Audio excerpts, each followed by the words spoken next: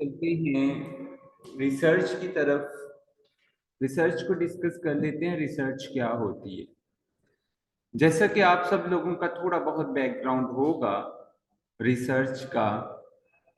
कुछ लोगों ने अपने बीएस के अंदर प्रोजेक्ट किया होगा, कुछ लोगों ने अपने एमएससी के अंदर, यानी कि you all have 16 years of education. तो उसमें आपने डिफरेंट प्रोजेक्ट्स किए होंगे, तहकीक का काम किया होगा। Question is this, what is research? हम रिसर्च क्यों करते हैं? रिसर्च कहते किसको है? जी madam. A systematic approach to find the solution of any problem. Anyone else?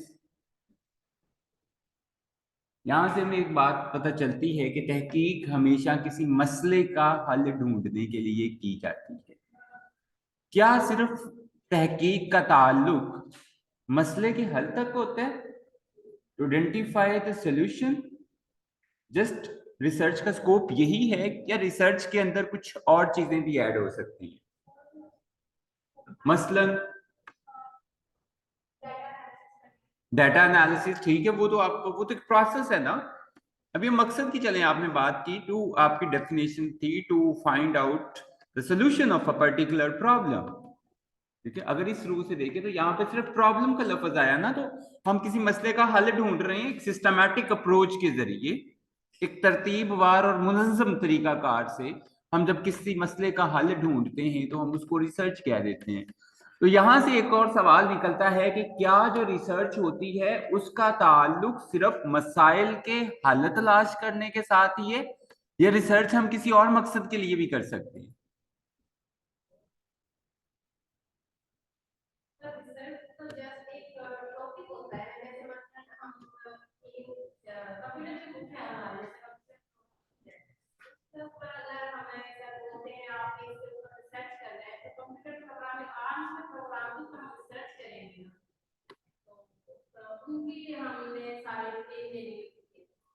ठीक है, यानी कि यहां से आप डिटेल जब दे रही हैं, इट्स मीन कि आप नॉलेज एडिशन कर रही हैं,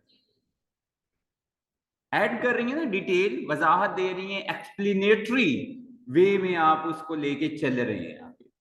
तो तहकीक, एक हमें बात पता चली हमारे रिस्पेक्टेड कॉलीग्स की तरफ से कि find out the solution of a problem. आपने हमें बताया कि add some new knowledge into prevailing knowledge, और तहकीक किस मकसद के लिए, तहकीक कह लें या रिसर्च कह लें, किस मकसद के तहत की जाती है? किस, ओके, सर्वे, सर्वे, ठीक है, सर्वे करने के लिए की जा सकती है। और to check the status of a society, current status देखने के लिए, किसी चीज की वैलिडिटी को वैल्यूएट करने के लिए हम जो तरीकाकार अडॉप्ट करते हैं उसको हम क्या कह देते हैं? तहकीक कह देते हैं। तो research is a combination of two words, re and search, कि ऑलरेडी कोई चीज सर्च हुई है, उसके अंदर दोबारा से हमने उसको रिसर्च करना है। ठीक है, तो अगर हम एजुकेशनल कॉन्टेक्स्ट में इसको देखें तो हम क्या कह सकते हैं? तालीमी तहकीक, उर्दू में तो इसको तालीमी तहकीक से हम लोग ट्रांसलेट करेंगे ना, तो हम कह सकते हैं कि तालीमी तहकीक एक ऐसा अमल है जिस अमल के जरिए हम जो टीचिंग लर्निंग प्रोसेस है उसमें दरपेश मसाइल का हल तलाश करते हैं एक मुनज़्ज़म तरीके से। सिस्टमैटिक अप्रोच हमने पढ़ा है ना, एक मुनज़्ज़म तरीके से हम तालीमी जो तदरीसी अमल जो है उसको दरपेश मसाइल का हल तलाश करते हैं, और क्या करते हैं? उनको बेहतर बनाने के लिए मुख्तलिफ इकदाम करते हैं।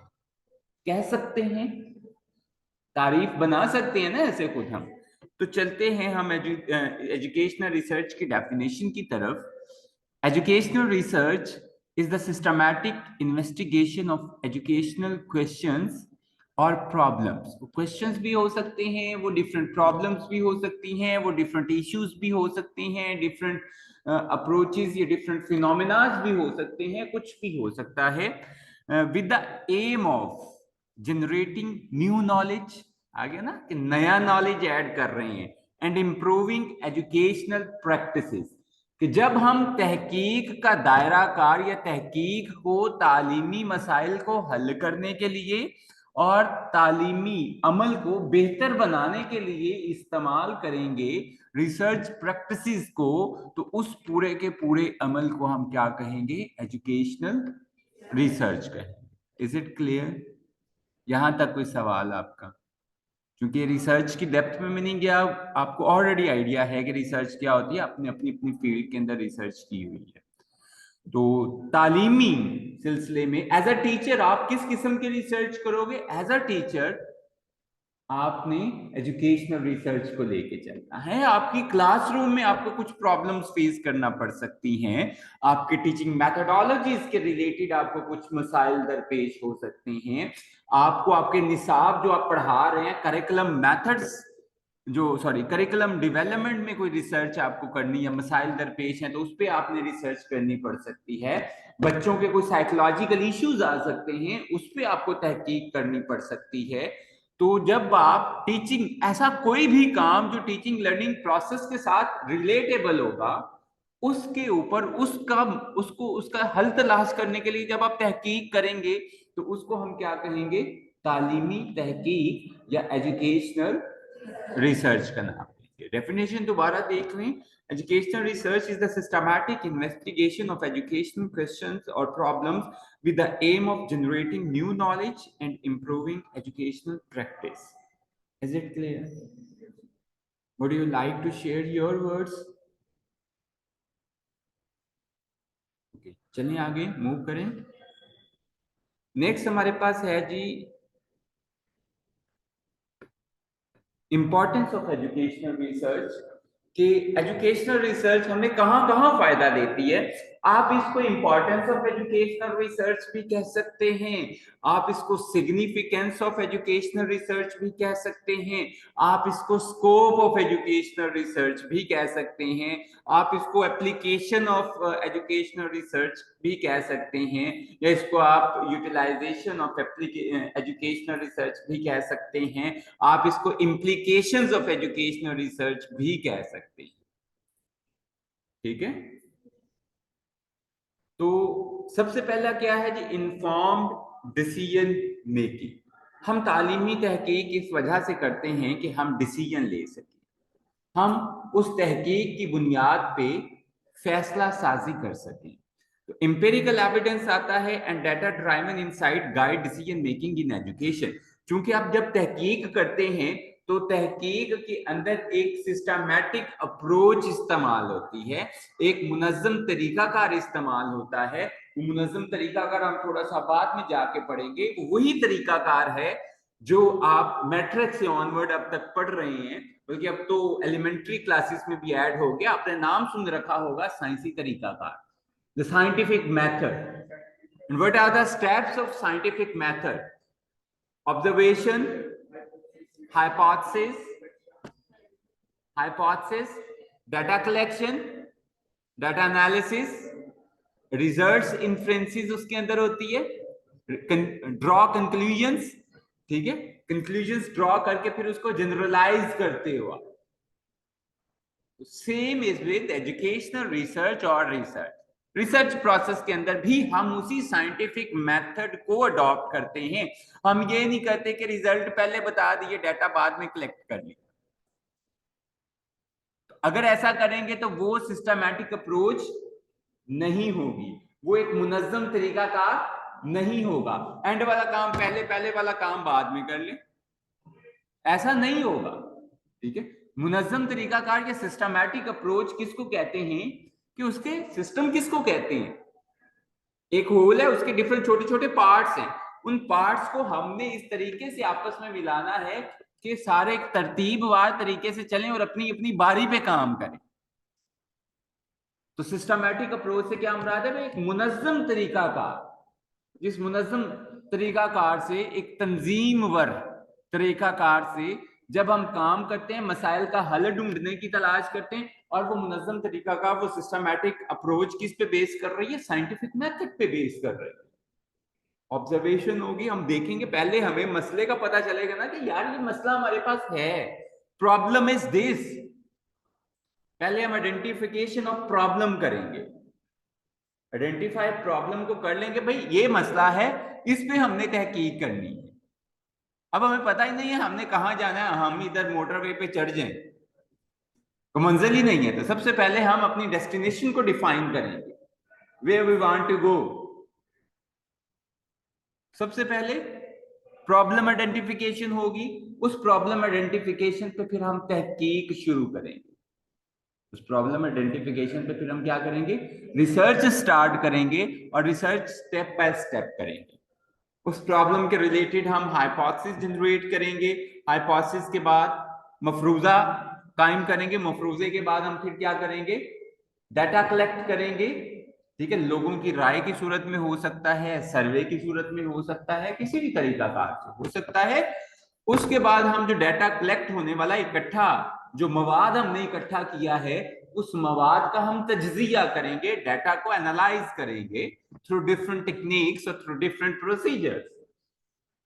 ठीक है, जब हम उनको एनालाइज कर लेंगे, after the analysis of that data, फिर हम क्या करेंगे? जो रिजल्ट्स आएंगे, जो कंक्लूजन्स ड्रा करेंगे हम, फिर देखेंगे वो कंक्लूजन सिर्फ हमारे मसले के लिए निकली हैं कि या सेम मसला अगर लाहौर हो, मुल्तान हो, कराची हो, तो उनके लिए भी ये फायदामंद हो।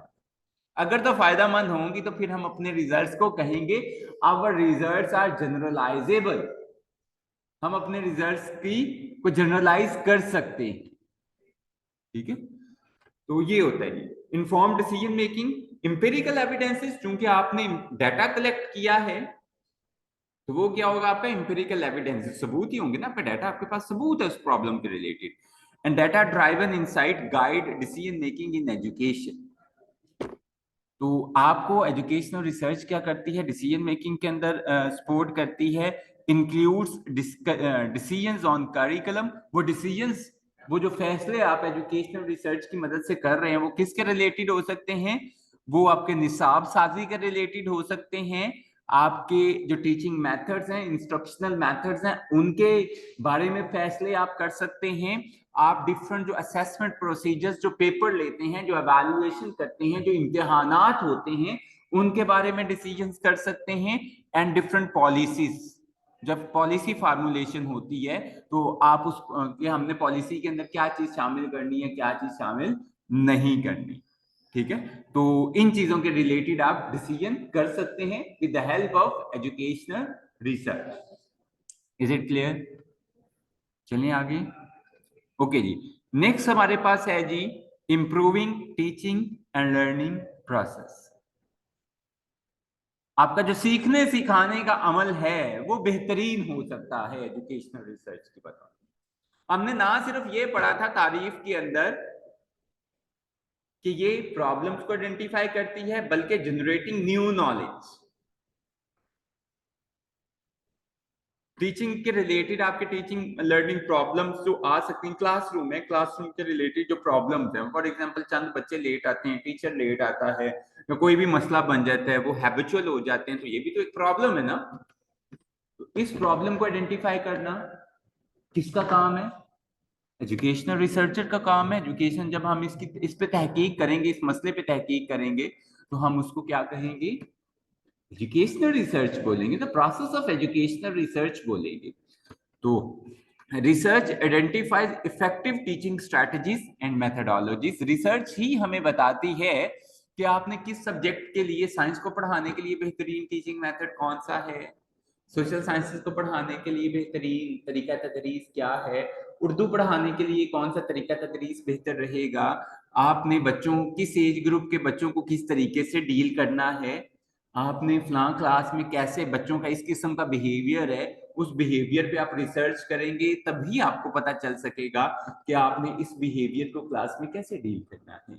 किस्सा मुख्तसर कि जब आप तालीमी तहकीक को इस्तेमाल करते हैं अपनी टीचिंग लर्निंग सिचुएशन को इफेक्टिव बनाने के लिए, बेहतर बनाने के लिए, तो उसको हम क्या कहते हैं, improving teaching and learning. Refinement of practices enhance student engagement, और ये हम क्यों करते हैं कि हम अपनी जो टीचिंग प्रैक्टिसेस हैं उनको ज्यादा बेहतरीन कर सकें, उनको रिफाइन कर सकें। किस लिए? स्टूडेंट एंगेज, ज्यादा से ज्यादा स्टूडेंट्स आपके साथ जुड़े, आपके साथ एंगेज हों, वो ज्यादा कोलैबोरेटिव वर्क करें, आपका और स्टूडेंट्स का इंटरेक्शन ज्यादा हो। मोटिवेट करने के लिए आप कर सकते हैं। And learning outcomes, to achieve learning outcomes, जो आपके तालीमी महासिल हैं, जो आपने तालीमी मकासद तय किए हुए हैं from the beginning of the instruction, हम उनको अचीव कर सके। Is it clear?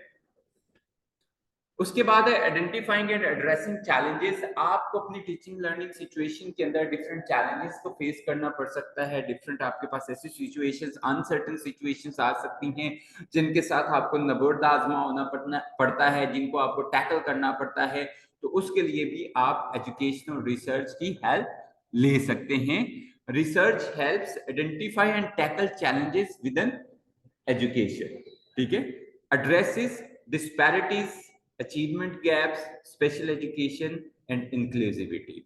अब डिस्पैरिटीज क्या है कि हमारे यहाँ कुछ, हमारी सोसाइटी के अंदर कुछ लोग बड़े मार्जिनलाइज लोग होते हैं। जस्ट फॉर एग्जांपल ट्रांसजेंडर है, हम उनको कितना को एजुकेशन का देते हैं, राइट देते हैं। माइनॉरिटीज हैं, एजुकेशन का कितना को राइट हम उनको देते हैं। तो ये डिस्पैरिटीज कितनी हैं, किस हद तक है, इनको कैसे ओवरकम किया जा सकता है, इसके लिए भी हम तहकीक कर सकते हैं। एक किस्म का ये डिस्पैरिटीज को मैनेज करना, ये भी तो चैलेंज है ना हमारे एजुकेशन सिस्टम के लिए। वुमेन एजुकेशन, डिस्पैरिटी माइनॉरिटीज हैं या ट्रांसजेंडर्स हैं, ये तो अलग बात। हम अपनी जो वुमेन एजुकेशन है उस पर हमारा कितना को फोकस है, दिस इज अ चैलेंज।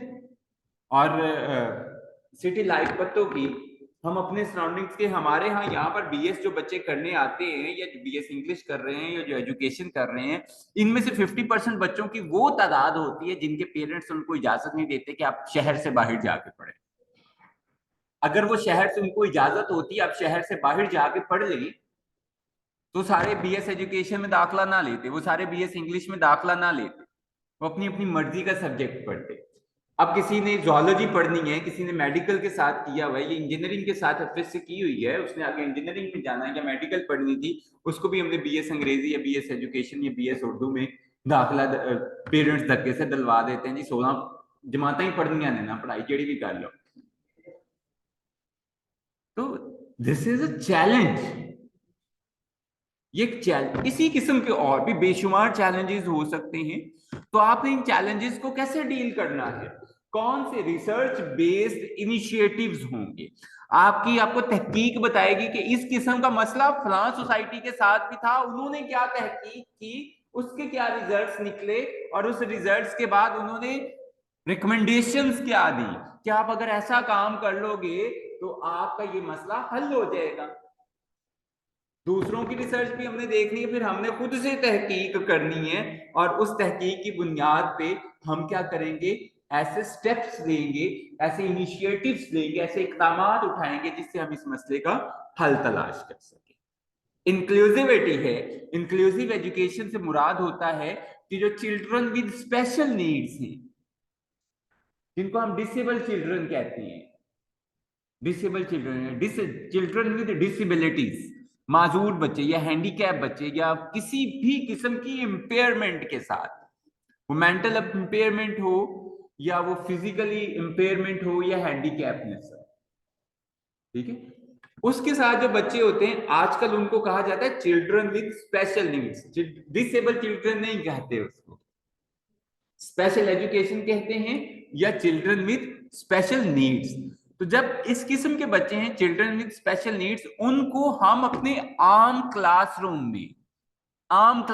में जब इकट्ठा आम लोगों के साथ इकट्ठे बिठा के जब तालीम देंगे, उनको मेन स्ट्रीम में एक तो अलग अदारे हैं ना स्पेशल एजुकेशन के, तो जब हम बच्चों के लिए ऐसा इंफ्रास्ट्रक्चर डेवलप करते हैं, ऐसी अपॉर्चुनिटी क्रिएट करते हैं जिसमें चिल्ड्रन विद स्पेशल नीड्स ये student with special needs and normal students इकट्ठे बैठ के तालीम हासिल करते हैं, उसको हम इंक्लूसिव एजुकेशन कहते हैं। ठीक है, तो इंक्लूजन करने के लिए भी हम हमारे यहाँ किस किस चीज की जरूरत है। अब यहां पर हम कह रहे हैं इंक्लूसिव एजुकेशन का ये इदारा है, तो मेरा नहीं ख्याल ये डिपार्टमेंट इंक्लूसिव एजुकेशन के लिए बेहतरीन होगा। हम रिसर्च करेंगे कि इसको इंक्लूसिव एजुकेशन का ब्लॉक बनाने के लिए हमें इसके अंदर क्या क्या मॉडिफिकेशंस करनी पड़े। उसके लिए हम दूसरे इंक्लूसिव एजुकेशन के इंस्टीट्यूट्स को जाके विजिट करेंगे, वहां पे ऑब्जर्व करेंगे, वहां से डाटा कलेक्ट करेंगे, उस डाटा की बुनियाद पे हम रिजल्ट्स निकालेंगे और ये तय करेंगे इस डिपार्टमेंट के अंदर ये चेंजेस होनी चाहिए, यहाँ पर व्हील चेयर एक्सेस होनी चाहिए, यहाँ पर लाइटिंग का इल्यूमिनेशन लेवल हाई होना चाहिए, यहाँ पर ये फैसिलिटी होनी चाहिए, यहाँ पर ब्रेल बुक्स मौजूद होनी चाहिए। तो दिस एंड दैट हम वो रिसर्च करेंगे, तहकीक करेंगे, तो हमें पता चलेगा कि ये इंक्लूसिविटी के लिए ये चीजें जरूरी हैं। इसी तरह अचीवमेंट गैप्स आ जाते हैं। स्पेशल एजुकेशन का हम जिक्र कर चुके हैं, डिस्पैरिटीज जिक्र कर चुके हैं, डिफरेंट चैलेंजेस का जिक्र कर चुके हैं। तो तालीमी तहकीक हम क्यों करते हैं? डिफरेंट अनवा के, मुख्तलिफ अनवा के जो हमें चैलेंजेस का सामना करना पड़ता है दौरान तदरीसी अमल या दौरान तालीम, उनको हल करने के लिए भी हम क्या करते हैं? तालीमी तहकीक करते हैं, एजुकेशनल रिसर्च का सहारा लेते हैं। ठीक हो गया? आगे चलें। यहां तक समझ आ गई है? कोई सवाल हो आप लोगों का? ओके। इनोवेशन एंड प्रोग्रेस, क्या हमारी जिंदगी जमूद का शिकार है, स्टैग्नेट है? आप देखें 2010 या 2007-8 की बात करें, मोबाइल्स थे वो 2004-5 में मोबाइल आना शुरू हुए, वो बटनों वाले मोबाइल होते थे, 1100 होता था, 3310 होता था, 2310 होता था, या सैमसंग का वो एंटीने वाला होता था। ठीक है, तो मोनोक्रोमिक, जिसको हम ब्लैक एंड व्हाइट कहते हैं, एक कलर का हम कहते हैं मोबाइल फोन, छोटा सा मोबाइल फोन होता था, वो था। और तकरीबन 13 साल ही हुए हैं, 13-14 साल हुए हैं। आज मोबाइल किस नौइयत के हैं? उस वक्त किसी किसी के एक्सेस में होते थे, और आज छोटे बच्चों की एक्सेस में भी है। एक जो इन्फेंट है, हम उसको भी मोबाइल के सहारे बहला रहे होते हैं। ऐसे ही होता है ना? शीर खारगी के जमाने में भी बच्चे, या हम उनको उनके कान के, उनके सरहाने के नीचे, कान के नीचे हम उनको वो तलावल लगा के दे रहे होते हैं, या दिस एंड दैट व्हाटसोएवर हम उन्हें चीजें सुना रहे होते हैं। थोड़े से बच्चे बड़े होते हैं, उन्होंने उसी कार्टून से ला देगा, गेमा खाएगी, गेमा खिलाएगी। तो एक्सेसिबिलिटी, टेक्नोलॉजी आपकी डे बाय डे एडवांस हो रही है। पहले जितनी तरक्की 100 साल में होती थी, अब उतनी तरक्की 1 साल में हो रही है, उतनी एडवांसमेंट्स 1 साल में हो रही है। तो क्या हमें अपने आप को मॉडर्न नीड्स के साथ, कंटेम्परेरी नीड्स के साथ, मौजूदा जमाने की जरूरतों के साथ साथ, क्या हमें अपने आप को डिवेलप करना चाहिए या नहीं करना चाहिए? खुद फैसला करें। करना चाहिए या नहीं करना चाहिए? करना चाहिए ना? तो कैसे करेंगे? कैसे करेंगे? तहकीक करेंगे, नई नई रिसर्चेस करेंगे, इनोवेशंस लेके आएंगे, नई चीजें इजाद करेंगे। अब आपको मैं एक छोटी सी आपके कॉन्टेक्स्ट में से एग्जांपल देने लगा। हिकमत, ये देसी जो तरीका इलाज है, जिसको हर्बल हम कहते हैं, हर्बल मेडिसिन है, जो खत्म होती जा रही है। क्यों? क्योंकि इन्होंने वो किताबें, अबाव इजदाद की किताबें पकड़ी हुई है, जो उन्होंने तहकीक करके इलाज लिख दिए थे। आज की बीमारियां और उस वक्त की बीमारियों की नौइयत इंटायरली डिफरेंट है। वो क्या करते हैं? वो वही पढ़ाते हैं, उन्हीं किताबों से टोट के ढूंढ रहे होते हैं, इलाज ढूंढ रहे होते हैं जो पुरानी किताबों में लिखे हुए थे। उस वक्त बीमारियों की नेचर और थी, आज और है। हम उसमें तहकीक नहीं कर रहे, इस वजह से वो खत्म हो रहा है सिलसिला, क्योंकि उसके अंदर लेटेस्ट रिसर्च ही नहीं है। तो इसी तरह जिस तरीका तदरीस से आपको बचपन में आपके उस्तादा ने पढ़ाया था, क्या उसी तरीका तदरीस से आज स्कूल्स के अंदर पढ़ाया जा रहा है? पढ़ाया जा रहा है। हमने टेबल्स याद किए थे, काउंटिंग याद की थी, तो चूंकि हम पब्लिक सेक्टर स्कूल्स थे टाटों वाले स्कूल से थे, तो छुट्टी के बाद, ब्रेक के बाद, जिसको रिसेस भी कहते हैं, सीधी छुट्टी गई घर से, तो वो जो रिसेस होती थी उसके बाद जो एंड वाला लेक्चर होता था, टीचर खड़ा कर देता था, चलें सारी क्लासेस के बच्चे, प्राइमरी सेक्शन के बच्चे अपनी अपनी क्लास में खड़े हो जाते थे, एक बंदा जो होता था, मॉनिटोरियल मेथड वहां पे चलता था, मॉनिटोरियल तरीका तदरीस चलता था, एक बच्चा पढ़ा रहा होता था, बाकी पढ़ रहे होते थे, तो मुकाबला लगा होता था किस क्लास की आवाज ज्यादा ऊंची निकलती है। हमने तो वो क्रैमिंग बोर्ड से पढ़ा, टेबल हमने ऐसे याद किए, वो टकने होते थे, तख्ती लिखी जाती थी। आजकल कोई ऐसा रवाज है? चेंज हो गया, क्योंकि सिस्टम हमारा, हमारे मैकेनिज्म, हमारी नीड्स तब्दील हो गई। आज हम टैबलेट्स पे आ गए, हम टैबलेट्स पे आ गए। मेरी जो बेटी है 3 साल की, 3.25 साल की, तो वो टैबलेट पे पेंटिंग करती है, बुक उसको ला के दी, बुक पे भी कलर करती है, लेकिन उसका ज्यादा फोकस होता है वो टैबलेट के ऊपर पेंटिंग कर रही होती है, बना रही होती है, बाबा मैंने ये बना दिया, बाबा मैंने रिक्शा बनाया, बाबा मैंने गाड़ी बनाई, जो चीज देख के उसको ड्रॉ करने की कोशिश कर रही होती है, उसके ऊपर ही कलर कर रही होती है। तो चूंकि फैसिलिटीज, हमारी जो लाइफ की डायनामिक्स हैं वो तब्दील हो गई, तो हमने इसी तरीके, इसी चीज को मद्देनजर रखते हुए एजुकेशन को भी इनोवेट करना है, इनोवेशंस लेके आनी है, नई नई इन्वेंशंस करनी है, नवाइस आइडियाज होंगे, नई नई चीजें आएंगी, तो आप मौजूदा जमाने के साथ चल सकते हैं, अदरवाइज नहीं चल सकते। तो नोवेलिटी लेके आने के लिए, इनोवेशंस लेके आने के लिए, तरक्की के लिए भी आपको किस चीज की जरूरत है? रिसर्च की जरूरत है। ठीक है, जब तालीमी मैदान में तरक्की के लिए, इनोवेशन के लिए आप स्ट्रगल कर रहे हैं, इट्स मीन आप एजुकेशनल रिसर्चर हैं, आप तालीमी तहकीक कर रहे हैं। ठीक है, तो इसको थोड़ा सा देख लें, research fuels innovation in education. Research क्या करती है? एजुकेशन के अंदर इनोवेशंस लेके आती है, उसको रिफ्यूल करती है। ठीक है, रिफ्यूल करेंगे तो ही गाड़ी चलेगी ना। एजुकेशन का जो सिलसिला है, तालीमी जो गाड़ी है, वो तभी चलेगी जब हम इसको इनोवेशंस के साथ रिफ्यूल करें।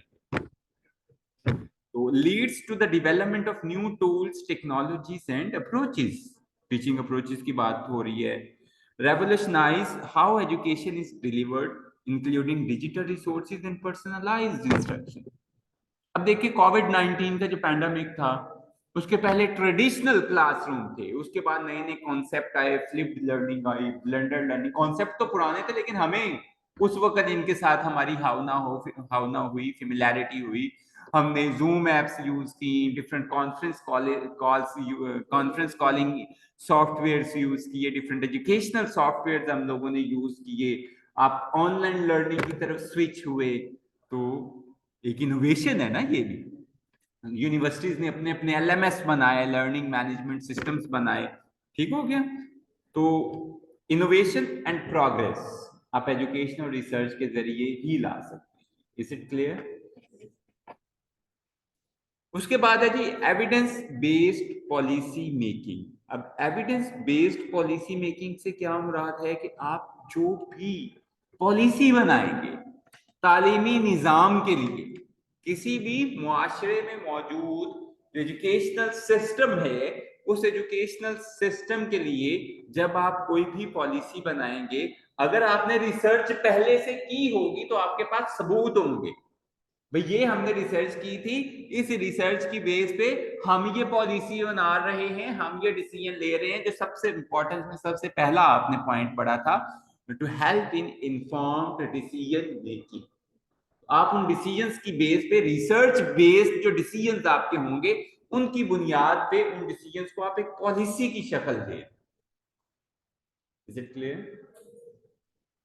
Policymakers rely on research for informed decisions impact curriculum standards, और वो पॉलिसी किसके लिए हो सकती है? करिकुलम स्टैंडर्ड्स को अप करने के लिए, उनको मेंटेन करने के लिए, उनको अचीव करने के लिए, रिसोर्स एलोकेशन के लिए पॉलिसीज।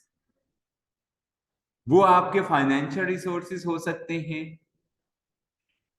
पब्लिक स्कूलों पे कितना खर्च करना है, कॉलेजेस पे कितना खर्च करना है, यूनिवर्सिटीज पे कितना खर्च करना है, एलिमेंट्री स्कूलों पे कितना खर्च करना है, मिडिल स्कूलों पे कितना फाइनेंस हो सके, फिजिकल फैसिलिटीज पे कितना खर्च करना है, टीचर्स की सैलरी पे कितना खर्च करना है, रिसोर्स एलोकेशन के लिए जो पॉलिसी आपकी हो सकती है, ठीक है, वो आपके फाइनेंशियल रिसोर्सेज हो सकते हैं, फिजिकल रिसोर्सेज हो सकते हैं, आपके टाइम रिसोर्सेज हो सकते हैं, ह्यूमन रिसोर्सेज हो सकते हैं, किसी भी किस्म के आपके रिसोर्सेज हो सकते हैं।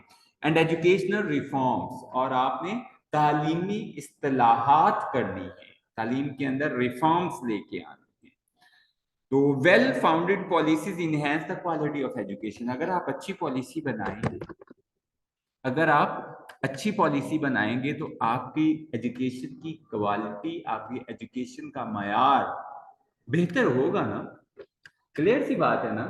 अच्छी पॉलिसी की कब बनेगी? जब आप अच्छे डिसीजंस लेंगे, अच्छे डिसीजंस लेंगे, और अच्छे डिसीजंस किस बेस पे लेंगे? जब आपके पास एम्पिरिकल एविडेंसेस होंगे, जब आपके पास सबूत होंगे। और एम्पिरिकल एविडेंसेस कब आएंगे अच्छे आपके पास? जब आपने अच्छे तरीके से रिसर्च की होगी, ठीक है। तो तालीम किसी भी मुआशरे के अंदर एक कलीदी किरदार अदा करती है उसकी इकोनॉमिक एंड सोशल डेवलपमेंट और ग्रोथ में। तो मुल्क को ऊपर लेके जाने के लिए तालीम बहुत जरूरी है, क्वालिटी एजुकेशन जरूरी है, और क्वालिटी एजुकेशन के लिए क्वालिटी रिसर्च जरूरी है, ठीक है। इसीलिए रिसर्च करनी है, अच्छी रिसर्च करनी है, ठीक हो गया। तो कस्टमाइजिंग एजुकेशन, कस्टमाइजिंग एजुकेशन से क्या मुराद है कि हमने लर्नर्स की नीड्स को देखते हुए उनके लिए डिफरेंट प्रोसीजर्स अडॉप्ट करने हैं, डिफरेंट टीचिंग मेथड्स अडॉप्ट करने हैं। अब हमारी क्लास में 5 या 4 या 3 बच्चे हैं, उनको इस तरीका तदरीस से समझ नहीं आ रही, तो उनको प्रॉब्लम है, भाई मैं उन 3 बच्चों का भी तो टीचर हूं ना, ठीक है। इन सब बच्चों के साथ साथ तो मैंने उनके भी ऊपर फोकस करना है। जब मैं उनके ऊपर फोकस करूंगा, इसको कहते हैं इंडिविजुअलाइज्ड इंस्ट्रक्शन या इंडिविजुअलाइज्ड कंसंट्रेशन, ये कॉन्सेप्ट यूज होते हैं, जिसको हम कहते हैं to managing the individual differences. तो ये भी हम किसकी बेस पे करते हैं? कस्टमाइजेशन ऑफ एजुकेशन के उनके लिए क्या तरीकाकार है, आपके लिए हो, इट माइट बी पॉसिबल आपके लिए कोई और तरीकाकार हो, मैं उनको कोई और उनकी मुताबिकत के एतबार से, उनके इंटरेस्ट के एतबार से मैं उनको कोई और तरीकाकार सजेस्ट करता हूं कि आप इस तरीके से अपना काम कर लीजिएगा। Is it clear? Research understands diverse learners needs, कि यहाँ पर जो आप तकरीबन कुछ 17 लोग बैठे हुए हैं, ये 16-17 लोग क्या है? इंडिविजुअल डिफरेंसेस के साथ सारे एक जैसे नहीं है। आपके फिजिकल डिफरेंसेस हैं, सोशियो इमोशनल डिफरेंसेस हैं, रिलीजियो पॉलिटिकल डिफरेंसेस हैं, इकोनॉमिक डिफरेंसेस हैं। हम यहाँ पर एजुकेशनल बैकग्राउंड के एतबार से आप एक दूसरे से मुख्तलिफ हैं। तो यहाँ पर क्या होगा? रिसर्च हमें एक तरीकाकार बताएगी कि आपने इन इंडिविजुअल डिफरेंसेस को, students with diverse learning needs, उनको आपने कैसे मैनेज करना है। हमें कौन बता रहा है? तहकीक बता रही है, और तालीमी तहकीक बता रही है। विजिबल है ना आप लोगों को? ये नजर आ रहा है ना? Okay. Tailors instruction to individual learning styles, abilities and preferences, ये भी वही बात है कि हर बच्चे की जो लर्निंग होती है वो अलग होती है। कुछ लोग होते हैं विजुअल लर्नर होते हैं कि उनको देखने से ज्यादा समझ आती है इंस्टेड ऑफ बातें सुनने। कुछ लोग होते हैं ऑडिटरी लर्नर होते हैं, कुछ लोग होते हैं किनेस्थेटिक लर्नर होते हैं, कुछ लोग जितनी देर तक लिखते नहीं है या पढ़ते नहीं है तब तक उनको समझ नहीं आती।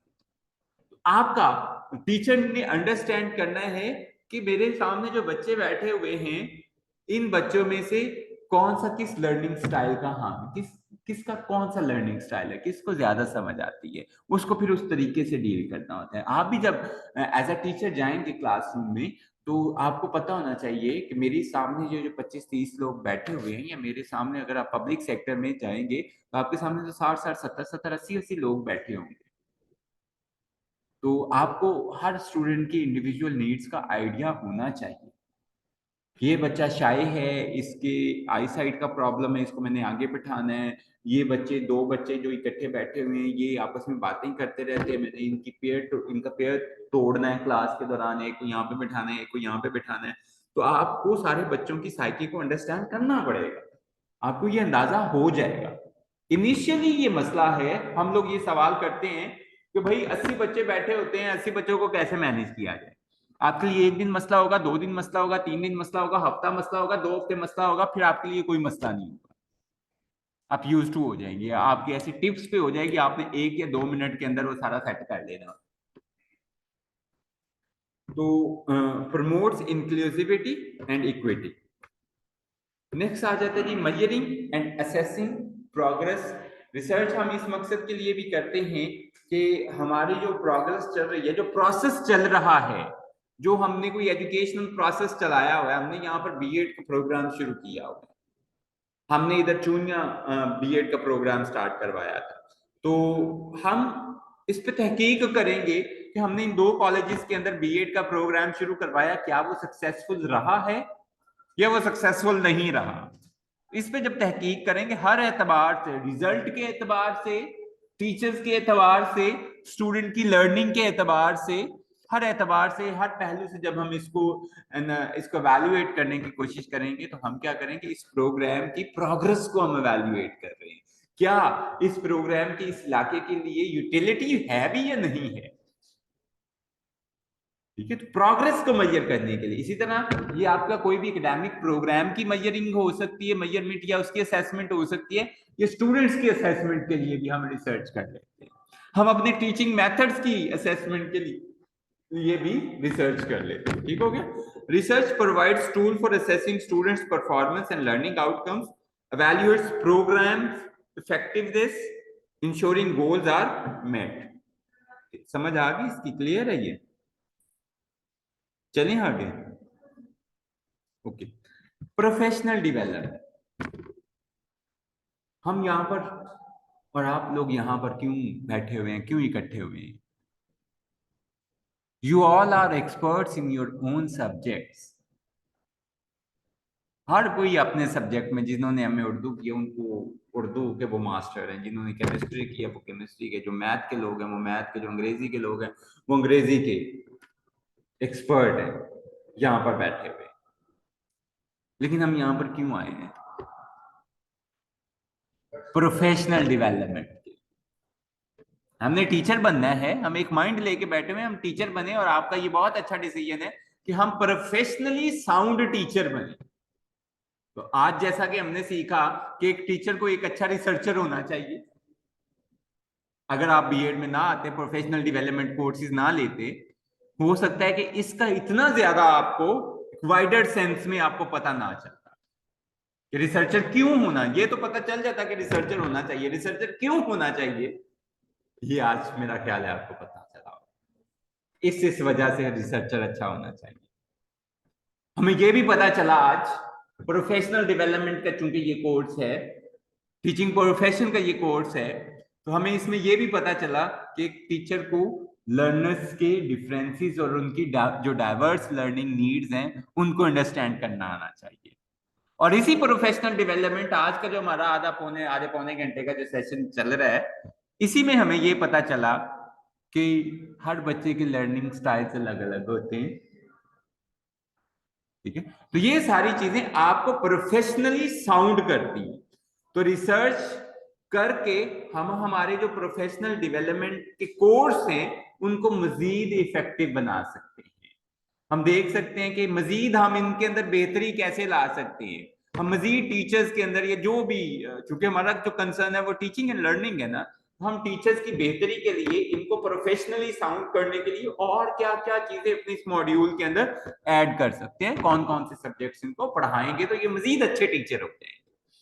तो research informs ongoing education for educators, keeps them updated on the latest theories, research के जरिए आपको पता चलेगा कि पूरी दुनिया के अंदर एजुकेशन के अंदर नई नई इन्वेंशंस क्या आ रही हैं, नई नई थियरीज क्या आ रही हैं, उनकी इम्प्लीकेशंस, एजुकेशनल इम्प्लीकेशंस क्या है, मैथडोलॉजीज के बारे में पता चलेगा एंड बेस्ट प्रैक्टिसेस के बारे में पता चलेगा। Is it clear?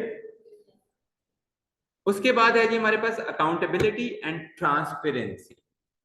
रिसर्च के रिजल्ट्स की बुनियाद पे हम अकाउंटेबिलिटी भी कर सकते हैं और एक शफाफियत भी अपने तालीमी निज़ाम के अंदर ला सकते हैं। तो research holds educational institutions accountable for performance. कि रिसर्च हमने की, रिसर्च की बुनियाद पे पता चला कि ये वाला जो कॉलेज है इसकी बड़ी अच्छी परफॉर्मेंस है, उसकी बेस पे इसको रिवार्ड भी दिया जा सकता है। अगर पता चला कि ये बिलो द लाइन है, इसकी परफॉर्मेंस अच्छी नहीं है, तो इसको अकाउंटेबल भी है, इसका एहतसाब भी होगा। ठीक है, किस बेस पे होगा? एवं तो कोई नहीं ना आगे कह देगा कि भाई तुसी सही पढ़ा नहीं रहे। हम कहेंगे हम सही नहीं पढ़ा रहे, तो भाई दें सबूत। सबूत वो रिसर्च बेस्ड सबूत, इंपीरिकल एविडेंसेस और रिसर्च बेस्ड एविडेंसेस ही काबिल कबूल हो। ये नहीं होगा जी कोई बंदा आगे कह दे जी आप उस दिन क्लास में बैठे हुए थे, बच्चे भी बैठे हुए थे, आप भी कुर्सी पे बैठे हुए थे, आप खड़े हो गए बातें नहीं कर रहे थे, पढ़ा नहीं दे रहे। ये चेक करने का मयार नहीं है, क्योंकि ये एक उसकी सब्जेक्टिव ओपिनियन, उस बंदे की अपनी जाती राय है। हो सकता है कि मैं सारा कुछ पढ़ा के या मेरी उस वक्त एक्टिविटी ही बैठने वाली चल रही हो सकता है ना, तो वो मिस परसीव कर गया हो। तो इसके लिए भी, अकाउंटेबिलिटी के लिए भी आपको जो एविडेंसेस चाहिए वो रिसर्च बेस्ड एविडेंसेस चाहिए। Transparent data and evidence-based evaluations ensure quality education today. Is it okay? Lifelong learning and continued improvement. Continuous improvement होती है। रिसर्च जब करते हैं आप, नई नई रिसर्चेस करते जाएंगे करते जाएंगे करते जाएंगे, नई नई आप जिद्दत लेके आते जाएंगे। जब जैसे जैसे आप अपने उसके अंदर रेवोल्यूशन लेके आते जाएंगे अपने एजुकेशनल प्रोसेस के अंदर, आपका वो जो एजुकेशनल प्रोसेस है वो क्या होगा, वो इफेक्टिव होता जाएगा। Ongoing research is a vital for staying relevant in the dynamic field of education. जैसे जैसे आप नई नई तहकीकात करते जाएंगे, आपको नई नई डायमेंशंस नजर आती जाएंगी, नए ट्रेंड्स आपकी जो अक्रॉस द ग्लोब चल रहे हैं, आपको उनका पता चलता जाएगा कि दुनिया में क्या चल रहा है, हम कहाँ पर हैं और हमें करना क्या चाहिए ग्लोबल कॉम्पिटेंसी को मीट करने के लिए। essential for adapting to changing societal needs and preparing students for the evolving world। कि जो कंटेम्प्रेरी नीड्स हैं उनको मैनेज करने के लिए टीचर को, पर्टिकुलरली टीचर को तैयार होना पड़ेगा। और वो कैसे तैयार होगा? कॉन्टिन्यूस रिसर्च के जरिए। ठीक है जी, आज हमने क्या पढ़ा? डेफिनेशन ऑफ रिसर्च, रिसर्च का और importance, significance, implications, uses, scope. ठीक है, ये हमने रिसर्च की। कल हम इंशाअल्लाह ताला फंक्शंस ऑफ रिसर्च और इसको आगे लेके चलेंगे। ठीक है, यहां तक अगर आपका कोई क्वेश्चन है तो वो बताएं। If you have any question or query you may।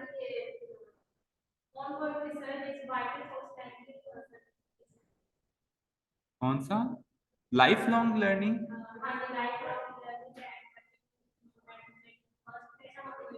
Okay, देखिए आप हमने पहले बात की थी कि जो रिसर्च है या जो एजुकेशनल प्रोसेस है वो स्टेगनेंट नहीं, क्योंकि जिंदगी खुद जमूद का नाम नहीं है, एक जगह पे रुक जाने का नाम नहीं, चलती रहती है।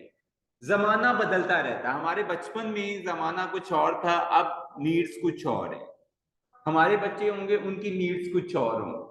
जैसे जैसे दुनिया आगे चलती जाएगी उनकी नीड्स बदलती जाएंगी। जैसे जैसे जरूरियात बदलती जाएंगी उन जरूरियात के अकॉर्डिंग हमें नया नए इनोवेशंस और इन्वेंशंस करनी पड़ेगी।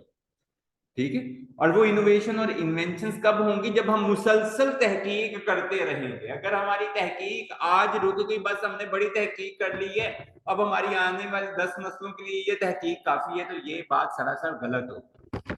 इसी वजह से कहते हैं continuous research for continuous improvement, on going. Life long मुसलसल चलने वाली रिसर्च हमें करनी चाहिए। हमेशा रिसर्च की जरूरत रहती है, रहेगी, ठीक है। इसी वजह से हमने क्या करना है, रिसर्च को साथ साथ लेके चलना है। कभी ये नहीं कह सकते कि अब रिसर्च की जरूरत खत्म हो गई है, अब इसके आगे दुनिया खत्म है। नई नई जेहते नजर आएंगी आपको, ठीक है। ये है जी life long learning and continue improvement. नई नई रिसर्चेस करेंगे तो आप लाइफ लॉन्ग लर्निंग की तरफ जाएंगे, कंटिन्यूस इंप्रूवमेंट की तरफ जाएंगे। Is it okay ji? Thank you so much.